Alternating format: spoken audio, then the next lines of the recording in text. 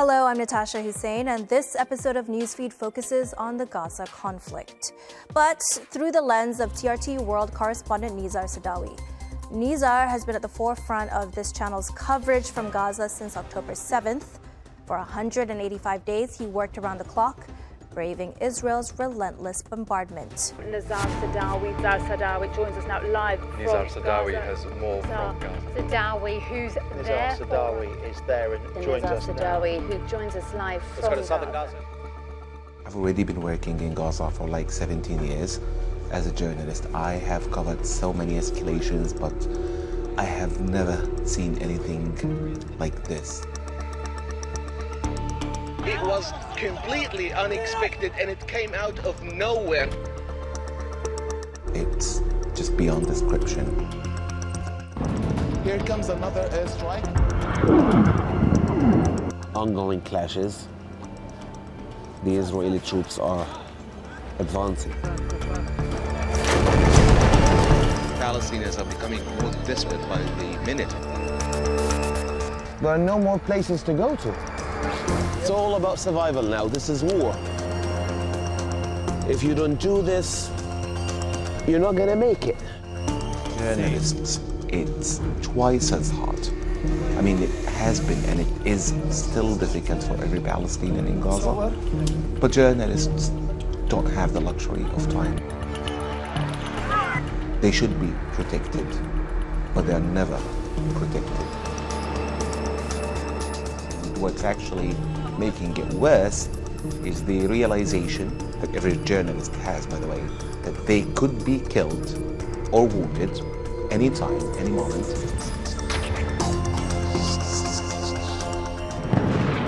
Sorry, I just want to make sure you are... Okay. Nizar, please take cover. Please take cover and continue if you feel it's safe. On April 8th, after 6 months of non-stop reporting, Nizar left his homeland. And now he's here in Istanbul, joining me right now in the studio. Now, Nizar, how did you reach that difficult decision to leave Gaza? Well, Natasha, it was basically about how the work was done. I mean, when this war started in October, for the first few months, it was easy. I wouldn't say easy, but it was possible, let me put it this way, to go into the field to do packages, what we call packages, reports from the ground. We used to go to the north, to Gaza City, central Gaza, the south, and then we were forced to evacuate our offices and then forced to evacuate a hotel that we used to work from, then a Shifa hospital, then Khan Yunis hospital. Eventually, after 6 months, we came to a point where it was no longer possible to do anywhere you want. We were forced to just stay in Rafah, next to our station, which is next to Al Kuwait hospital. And it was only about stand-up positions, 5 positions. For me, I was alone. My family had already been evacuated in December. I had no home. Everything was destroyed, even my personal car. So to be actually living in the street, sleeping on the sidewalk for 6 months, I felt like, well, my colleagues can continue the work from now on. I had to check on my family. I had to make sure that maybe I will still get a chance to live, to continue outside. You had to move from where you were reporting from Al-Shifa Hospital. So you had moved several times. Several times. Would you say that journalists were being targeted in Gaza? Now, absolutely. I mean, numbers don't lie. Until yesterday, 142 journalists and media workers had been killed in this war. And like I always say, when it comes to Gaza, it's no similar to any other place. You are always under attack in Gaza, and you cannot know where it will come from or when. In Israel, they have shelters, for example. There are sirens that go off whenever there's a rocket attack. Do you know how people in Gaza know that rockets are coming? They're targeted. So they target you with a small rocket which can destroy a three-story building, for example, just to give you an idea that more rockets are coming.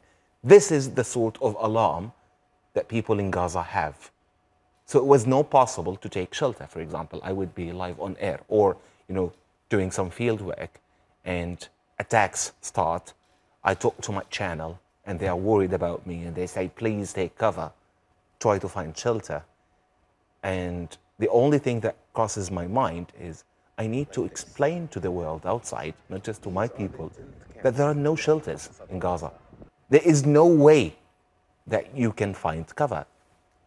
No shelters. And there's really no comparison, is there? So the Israelis have shelters, and where do you take Yes. You mentioned earlier you were living in a tent. What do you take cover under exactly? Nothing. A piece of thread. And I wasn't actually living in a tent for the first 3 months of the war. Mostly on the sidewalk, sometimes in a tent. And then we rented a car because, like I said, my car was bombed before that. So we rented a car and it became our office as TRT World. I was working from that car, putting my sound on reports, writing scripts. I slept in that car. During the conflict, you faced significant loss as well. You lost your mother during that time. Yes.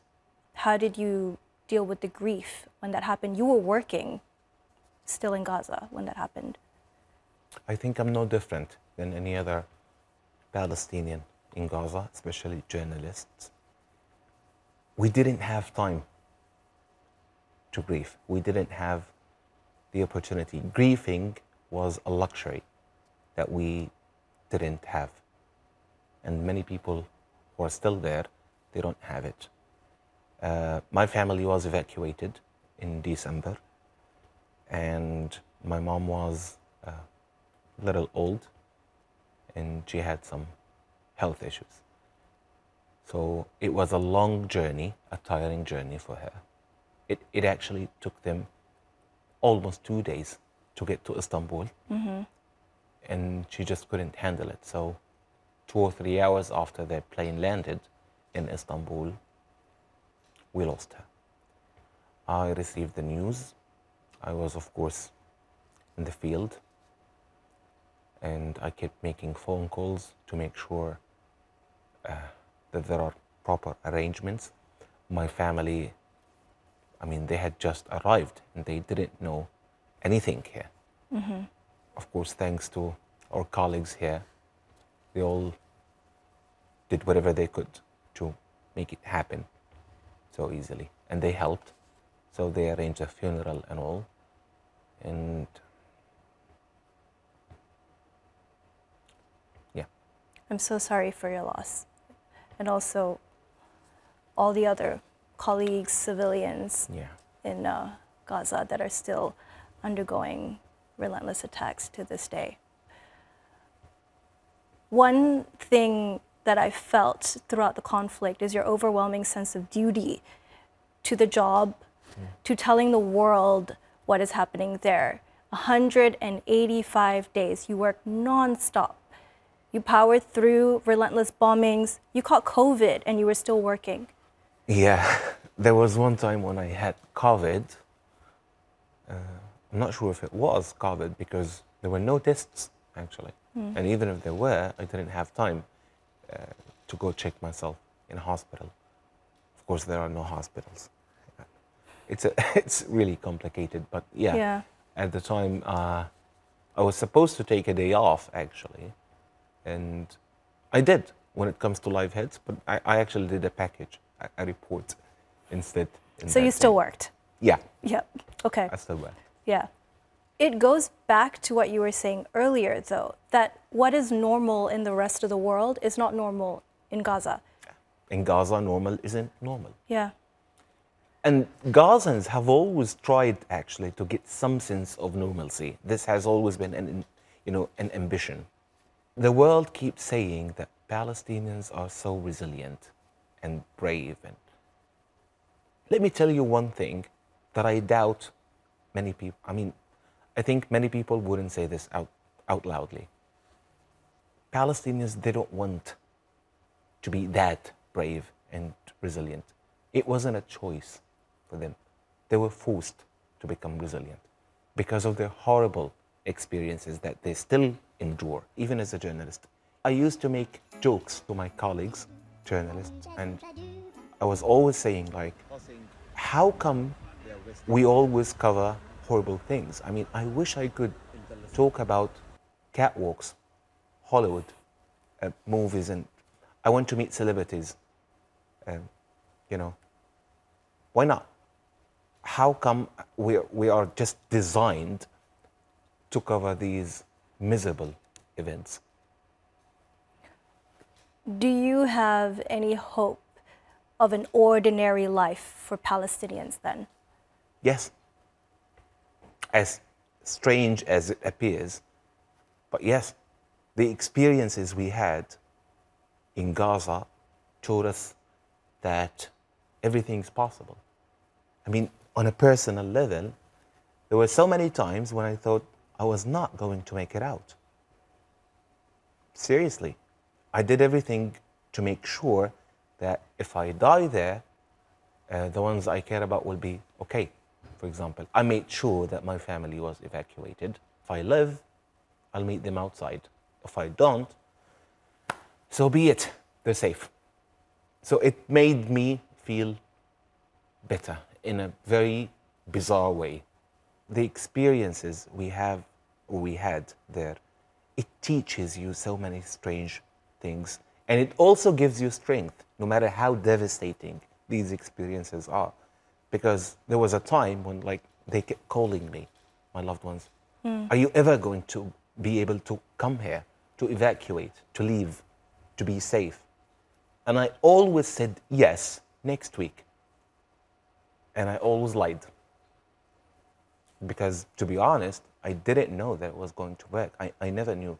I only knew that I was going to be evacuated, like really knew, but 24 hours before. But before that, these were all lies. Wow. But I didn't want them to worry. Yeah. Like when my family left, I actually had to lie to them. I told them that there is a certain arrangement and that I will be in Istanbul next week. I didn't even say goodbye at the crossing because I needed to make it believable.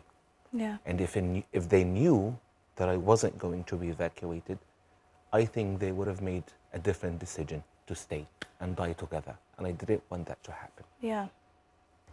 Nizar, yes, thank you so much for continuing to be a voice for the Palestinians, for all your reporting from the front line. And thank you for sharing your story with Newsfeed today. Thank you.